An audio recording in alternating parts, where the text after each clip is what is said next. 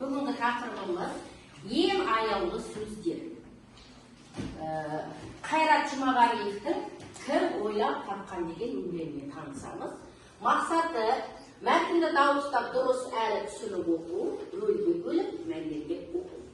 Ал кәдімгі сабақтың мақсаты балалар өлеңді түсініп дауыстап және мәнерлеп оқимыз. Ал енді балалар, барлығымыз бүгін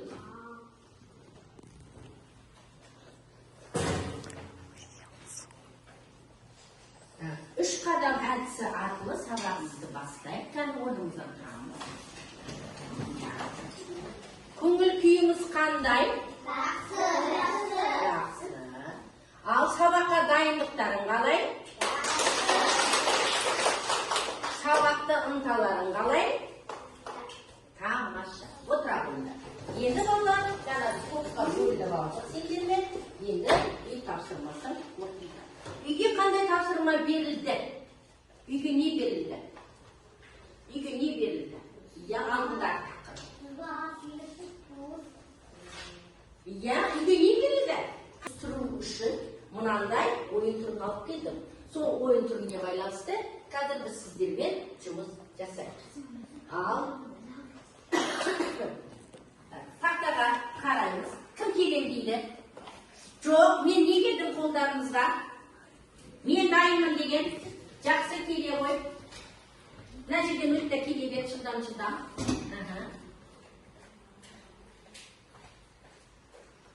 Мына жерден қазір оқисыңдар, табасың. Еңші деген кімге беріледі? Оқы мына жерде қайсы? Мынау ма? Қайсы дұрыс? Еңші деген қай уақытта шығатын еді еңші деген? Ол қазір уақыт өтіп кетеді. Қайсы? Ойлан. Баса бер, қайсы деп ойлайсың? Ал бас енді. Дұрыс. Келесі. Кім келесіге келем дейді? Келе ғой, отыра бер. Жеңешенің аты кім? Айтпаймыз. Кім? Ал бас енді. Тамаша. Келесіге келем дейді. Келеді. Келе ғой, көзайым. Сәтсет деген кім? Тамаша. Отыра ғой, тағы келем дейді. Нұрай. Кім бірінші көтереді, дайынмын деп сол шығады. Дұрыс айтады. Тамаша. Отырады. Қазір одан кейін тағы да ойын аяқталды. Дұрыс балалар. Сонымен біз сіздермен жаңағы қара шаңырақта Сәтсет болды. Кім болды тағы жеңешесі кім?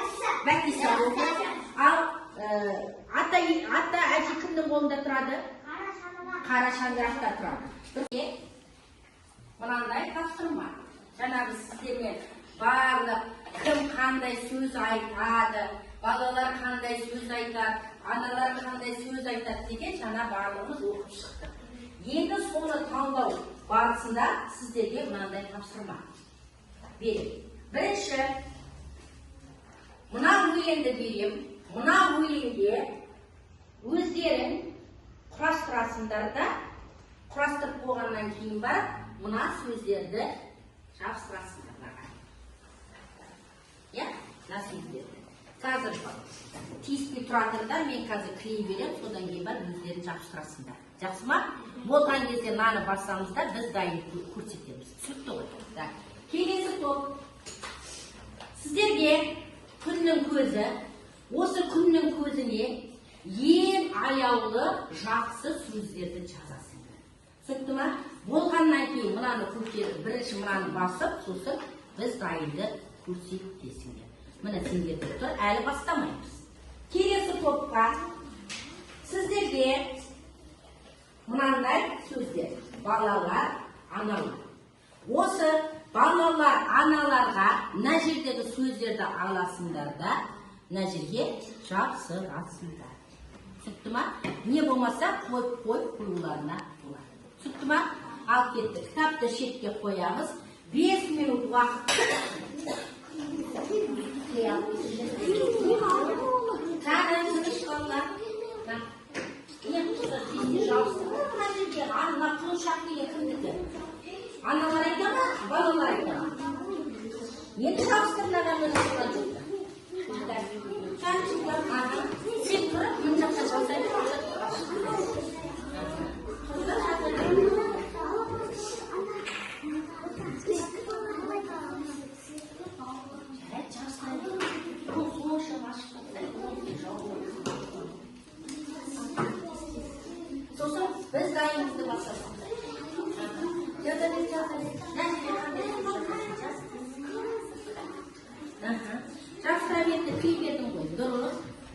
жабыстыра беріңдер.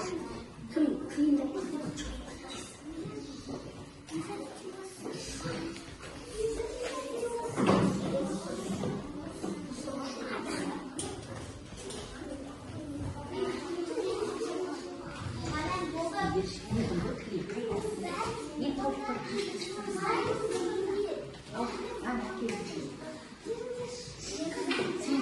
сендер мамасың дегенде жақындасыңдар.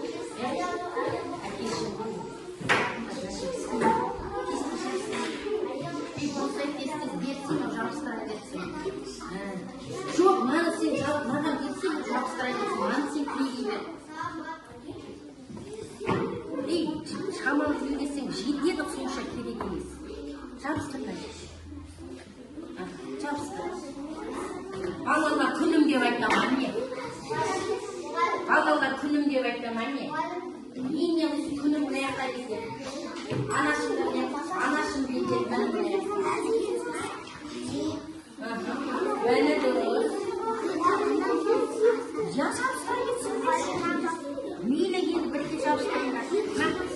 Жоқ, ең қымбатты кім бізде? Ең қымбатты. Иә, ең қымбатты. Аны бетсең, қапыстыңдар. Аға, шүйікті әйті. Көтерсін біздайымыз қайды. Біздайымыз қайды. Жоқ, біздайымыз қайды. Мына бұл біздайымыз. Жақсы, екінші топ бітті, тамаша, қоя қой. Мынандай домбыра тұр. Осы домбыраны аласыздар да, әркім өзін бағалайды. Кім қандай баға бүгін сауап берді деп ойлайсыңдар. Ала қойдан домбыраны. Қаласпай, ақырын, бір-бірден барлықтарына да жетеді домбыра. Бер домбыра. Жетті ма? Жетпей қалды ма? Жетті ма? Жақсы. Ал енді өздеріңді бағаландар. Бұлай жүргізсеңдер ол жүреді. Кәні бағаладың ба? Қоқ қой бағалап. Неге? Жақсы шықтың ғой енді. 8 баға қоюына болады. Тамаша. Болмаймыз, қоқ қой. Тамаша. Қоқ қой. Айттың ғой. Бұлай қойда, бұлай қойда сал деді бізі. Тамаша. Кәні қоқ қой, мен қараймын. Жақсы. Бағаладық па? Ал. Сен өзіңді нешеге бағаладың? Кім? Мержан. Неге? Істеді сен жаңа? Тақтаға шықтым. Сосын? Күннің бар екенін айттым отбасындағы. Тамаша, жақсы. Ал, неше бал қойдың өзіңе? 9 бал. Ал неге? Тақтаға шығып. Тапсырмалар? Тапсырмалар орындадым. Тамаша. Тұра берсін. Тағы да жаңа сұрақтарға жауап берген. Дін Зухра. Бағана шыққан жоқ. Енді дін Зухра ұшады. Аспанға міне 10. Одан кейін аспанға ұшады бізде. Әділет ұшады. Одан кейін ұшады бізде. Одан кейін бізде ұшады. Сиділда ұшады. Одан кейін бізде ұшады. Түсіпова Жанел ұшады. Міне балалар. Бүгін қаншама балалар сабаққа қатысып отырдыңдар. Енді балалар біз сендермен бүгінгі өткен сабағымызды бақа әдісімен қорытындылап көрейік. Әлі Нұрпек, жылдам. Ал басып көр бала. Дұрыс емес. Келесі. Так, келе қой, жылдам. Ана, аға, әке сөзін кім айтады? Ой, дұрыс емес. Так, ал мерас қол көрсетпеймін.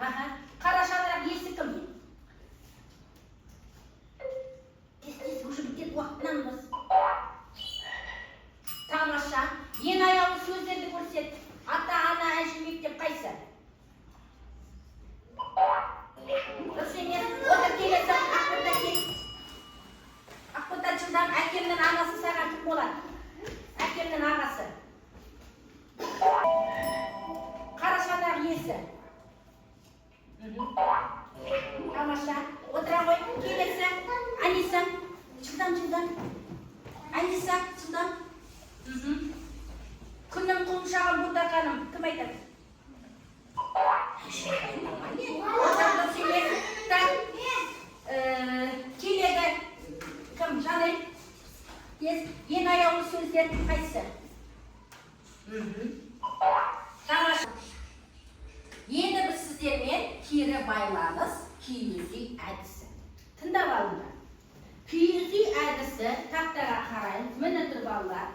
Егер сіздерге бүгінгі сабақ ұнап, жақсы болса, жасыл киіз үйге саламыз. Егер шамалы түсіндім десеңдер, көкке саласыңдар. Жоқ, мен ештеңе түсінбедім десеңдер, қызылға саласыңдар. Түсінікті ма? Мен емес, енді барлығымыз ақыры келеміз да, өздерінің елерін салатын. Кім қанша түсінбеді?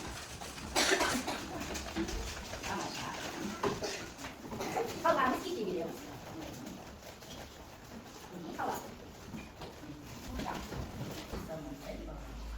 Тамаша балалар. Сонымен бізде көбісі барлық бала түсініпті. Бізде 3-4 бала ғана шамалы түсінбей қалыпты. Ал түсінбеген оқушы сыныпта жоқ. Сонымен балалар, үйде ең аяулы сөздер өлеңін жаттап келесіңдер. Осымен бүгінгі сабағымыз аяқталды.